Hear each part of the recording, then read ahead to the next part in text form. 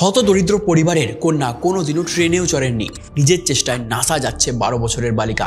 প্রতিদিন বাড়ি থেকে সকাল 9টায় বেরিয়ে 3.5 কিলোমিটার রাস্তায় হেঁটে যেতে হয় স্কুল থেকে আবার হেঁটে বাড়ি ফেরা। বাড়িতে কম্পিউটার তো দূরের কথা, একটা স্মার্টফোনও নেই। হতদরিদ্র পরিবারে সেই কন্যা এবার ডাক পেল নাসা থেকে। পুনের 12 বছর বয়সী এই মেয়ের নাম Aditi Parthe. Inter University Centre for Astronomy and অ্যাস্ট্রোফিজিক্সের সহায়তায় 3টে পর্যায়ে একটা পরীক্ষার আয়োজন করা হয়েছিল। ওই পরীক্ষা থেকে নির্বাচিত 25 জন যাবে আমেরিকার মহাকাশ সংস্থা নাসায়।